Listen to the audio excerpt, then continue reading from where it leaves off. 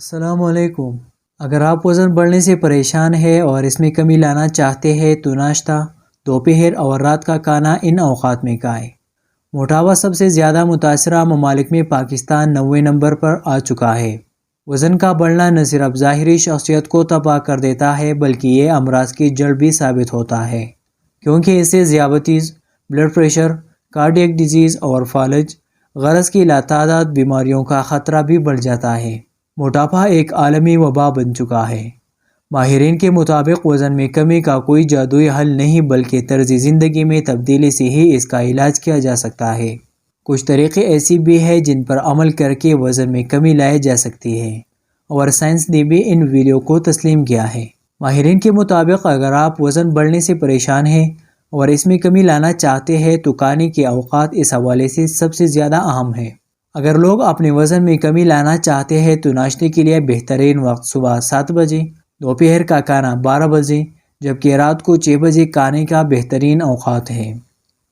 ایک تحقیق کے مطابق اس حوالے سے 84% افراد کی رائے یہ تھی کہ کھانے کے مخصوص اوقات موٹاپے سے نجات کے لیے سب سے زیادہ اہمیت رکھتے ہیں۔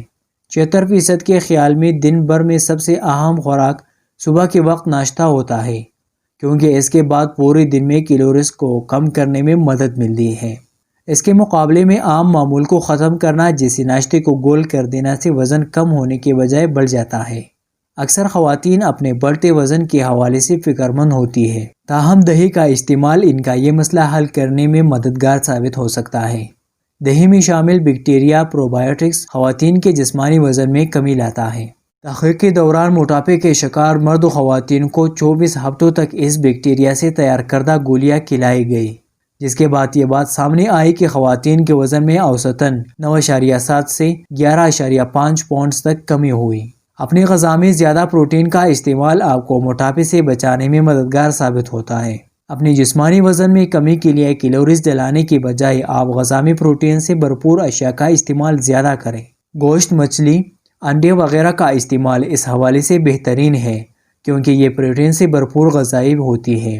خوراک کو مناسب طریقے سے چبا کر نگلنا جسمانی وزن میں کمی کا آسان ترین نسخہ ہے، اور آہستگی سے کھانے اور چھوٹے لقمے لینے سے لوگوں کے کھانے کی کچھ دیر بعد بھوک کا احساس کم ہوتا ہے۔ اس طرح جو لوگ سست روی سے کھاتے ہیں وہ زیادہ پانی بھی پیتے ہیں، جس سے انہیں طبیعت سیر ہونے کا احساس زیادہ ہوتا ہے۔ کھانے کی رفتار میں کمی سے زیادہ کیلوریز جسم کا حصہ نہیں بنتی، جس سے موٹاپے کا خطرہ کم ہو جاتا ہے۔ موٹاپے سے تنگ افراد کو چاہیے کہ بادام کھانا اپنی عادت بنا لیں۔ بادام کو روزانہ کے خوراک کا حصہ بنانے سے بڑھتے ہوئے پیٹ میں کمی لانے میں مدد ملتی ہے۔ ایک تحقیق میں بتایا گیا ہے کہ روزانہ 42 گرام بادام کا استعمال موٹاپے سے تحفظ دے کر امراض قلب کا خطرہ کافی حد تک کم کر سکتا ہے۔ روزانہ ایک سیب کھانا ڈاکٹر کو تو دور رکھتا ہی ہے، مگر یہ موٹاپے سے بچاؤ کے لیے بھی اہم ہے۔ اور سبز رنگ کے سیبوں کا روزانہ استعمال نہ صرف پیٹ بھرنے کا احساس کو زیادہ دیر تک برقرار رکھتا ہے، بلکہ یہ معدے میں موجود صحت کے لیے فائدہ مند بیکٹیریا کی تعداد بھی بڑھاتا ہے۔ صحت مند بیکٹیریا موٹاپے کے خلاف جنگ میں مددگار ثابت ہوتے ہیں۔